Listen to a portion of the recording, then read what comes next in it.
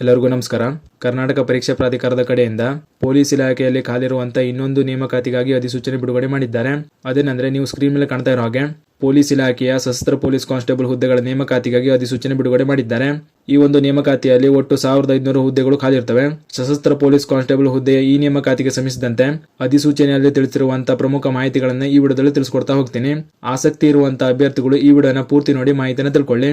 ಮೊದಲನೇದಾಗಿ ಈ ಒಂದು ನೇಮಕಾತಿಯಲ್ಲಿ HK ವೃಂದದಲ್ಲಿ ಖಾಲಿರುವಂತಹ ಹುದ್ದೆಗಳ ಸಂಖ್ಯೆ ನೋಡೋದಾದ್ರೆ HK ವೃಂದದಲ್ಲಿ ಒಟ್ಟು 179 ಹುದ್ದೆಗಳು ಖಾಲಿ ಇರುವಂತದ್ದು. ಅದೇ ರೀತಿ ನಾನ್ HK ವೃಂದದಲ್ಲಿ 1421 ಹುದ್ದೆಗಳು ಖಾಲಿ ಇದೆ.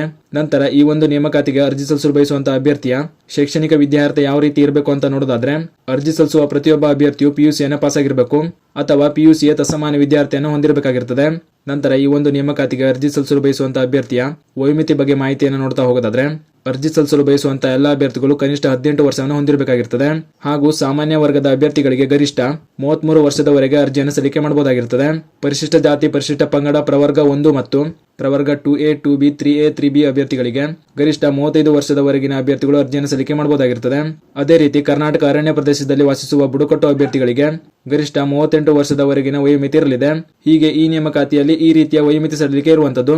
ನಂತರ ಪ್ರಮುಖವಾಗಿ ಈ ಒಂದು ನೇಮಕಾತಿಗೆ ಅರ್ಜಿ ಸಲ್ಲಿಸಲು ಬಯಸುವಂತಹ ಅಭ್ಯರ್ಥಿಗಳಿಗೆ ಆನ್ಲೈನ್ ಮುಖಾಂತರ ಅರ್ಜಿ ಸಲ್ಲಿಸಲು ಪ್ರಾರಂಭಿಕ ದಿನಾಂಕ 22/6/2026 ಆಗಿರುವಂತದ್ದು. ನಂತರ ಆನ್ಲೈನ್ ಮೂಲಕ ಅರ್ಜಿ ಸಲ್ಲಿಸಲು ಕೊನೆಯ ದಿನಾಂಕ 22/7/2026 ಆಗಿರುವಂತದ್ದು. ಅದೇ ರೀತಿ ಅರ್ಜಿ ಶುಲ್ಕವನ್ನು ಪಾವತಿ ಮಾಡಲು ಕೊನೆಯ ದಿನಾಂಕ 24/7/2026 ಆಗಿರುತ್ತದೆ. ಆದ್ದರಿಂದ ಅರ್ಜಿ ಸಲ್ಲಿಸಲು ಬಯಸುವಂತಹ ಎಲ್ಲ ಅಭ್ಯರ್ಥಿಗಳು ಈ ಒಂದು ನೇಮಕಾತಿಯ ಕೊನೆಯ ದಿನಾಂಕದೊಳಗೆ ನಿಮ್ಮ ಅರ್ಜಿಯನ್ನು ಸಲ್ಲಿಕೆ ಮಾಡಿಕೊಳ್ಳಿ. ನಂತರ ಕ್ಯಾಟಗರಿ ವೈಸ್ ಅರ್ಜಿ ಶುಲ್ಕ ಯಾವ ರೀತಿ ಇರಲಿದೆ ಅಂತ ನೋಡೋದಾದ್ರೆ ಸಾಮಾನ್ಯ ಅರ್ಹತೆ ಮತ್ತು ಇತರೆ ಪ್ರವರ್ಗಗಳ ಅಭ್ಯರ್ಥಿಗಳಿಗೆ ರೂ 750 ಅರ್ಜಿ ಶುಲ್ಕ ಇರಲಿದೆ. ಪರಿಶಿಷ್ಟ ಜಾತಿ, ಪರಿಶಿಷ್ಟ ಪಂಗಡ, ಪ್ರವರ್ಗ 1 ಹಾಗೂ ಮಾಜಿ ಸೈನಿಕ ಅಭ್ಯರ್ಥಿಗಳಿಗೆ ರೂ 500 ಅರ್ಜಿ ಶುಲ್ಕ ಇರಲಿದೆ. ನಂತರ ಈ ಒಂದು ನೇಮಕಾತಿಯಲ್ಲಿ ಆಯ್ಕೆ ವಿಧಾನ ಯಾವ ರೀತಿ ಇರಲಿದೆ ಅಂತ ನೋಡೋದಾದ್ರೆ ಮೊದಲಿಗೆ ಈ ಒಂದು ನೇಮಕಾತಿಯ ಲಿಖಿತ ಪರೀಕ್ಷೆಯನ್ನು ನಡೆಸಲಾಗ್ತದೆ. ಲಿಖಿತ ಪರೀಕ್ಷೆ ಯಾವ ರೀತಿ ಇರಲಿದೆ ಅಂತ ನೋಡೋದಾದ್ರೆ ನೀವು ಸ್ಕ್ರೀನ್ ಮೇಲೆ ಕಾಣ್ತಾ ಇರೋ ಹಾಗೆ ಈ ಒಂದು ನೇಮಕಾತಿಯ ಲಿಖಿತ ಪರೀಕ್ಷೆಯಲ್ಲಿ ಒಟ್ಟು 100 ಅಂಕಗಳ 100 ಪ್ರಶ್ನೆಗಳು ಇರಲಿದೆ. ಈ ಒಂದು ಲಿಖಿತ ಪರೀಕ್ಷೆಗೆ ಒಟ್ಟು 90 ನಿಮಿಷಗಳ ಕಾಲಾವಧಿ ಕೂಡ ಇರಲಿದೆ. ನಂತರ ವಿಶೇಷವಾಗಿ ಈ ನೇಮಕಾತಿ ಅಧಿಸೂಚನೆಯಲ್ಲಿ ಲಿಖಿತ ಪರೀಕ್ಷೆಯ ವೇಳಾಪಟ್ಟಿಯನ್ನು ಕೂಡ ನೀಡಲಾಗಿರುವಂತದ್ದು. ನೀವು ಸ್ಕ್ರೀನ್ ಮೇಲೆ ನೋಡ್ತಾ ಇರೋ ಹಾಗೆ ಈ ಒಂದು ನೇಮಕಾತಿಯ ಲಿಖಿತ ಪರೀಕ್ಷೆಯ ದಿನಾಂಕ 6/9/2026 ಆಗಿರ್ತದೆ. ಆದ್ದರಿಂದ ಅರ್ಜಿ ಸಲ್ಲಿಸುವಂತಹ ಅಭ್ಯರ್ಥಿಗಳಿಗೆ ಲಿಖಿತ ಪರೀಕ್ಷೆಗಾಗಿ ಇನ್ನೂ ಹೆಚ್ಚು ದಿನಗಳ ಸಮಯ ಕೂಡ ಇಲ್ಲ. ಆದ್ದರಿಂದ ಅರ್ಜಿ ಸಲ್ಲಿಕೆ ಮಾಡುವಂತಹ ಅಭ್ಯರ್ಥಿಗಳು ನಿಮ್ಮ ತಯಾರಿಯನ್ನು ಮಾಡಿಕೊಳ್ಳಿ. ನಂತರ ಈ ಒಂದು ನೇಮಕಾತಿಯಲ್ಲಿ ಲಿಖಿತ ಪರೀಕ್ಷೆಯಲ್ಲಿ ಅರ್ಹತೆ ಪಡೆದಿರುವಂತಹ ಅಭ್ಯರ್ಥಿಗಳಿಗೆ ನಂತರ 2ನೇ ಹಂತದಲ್ಲಿ PET PhD ಪರೀಕ್ಷೆಯನ್ನು ನಡೆಸಲಾಗುತ್ತದೆ. ನಂತರ PET PhD ಪರೀಕ್ಷೆಯಲ್ಲಿ ಏನೆಲ್ಲ ಇರಲಿದೆ ಅಂತ ನೋಡೋದಾದ್ರೆ ಪುರುಷ ಮತ್ತು ಮಾಜಿ ಸೈನಿಕ ಅಭ್ಯರ್ಥಿಗಳು ಕನಿಷ್ಠ 168 ಸೆಂಟಿಮೀಟರ್ ಎತ್ತರವನ್ನು ಹೊಂದಿರಬೇಕಾಗಿರ್ತದೆ. ಅದೇ ರೀತಿ ಎದೆ ಸುತ್ತಳತೆ ಎದೆ ವಿಸ್ತರಿಸಿದಾಗ ಕನಿಷ್ಠ 86 ಸೆಂಟಿಮೀಟರ್ ಬರುವಂತಿರಬೇಕು.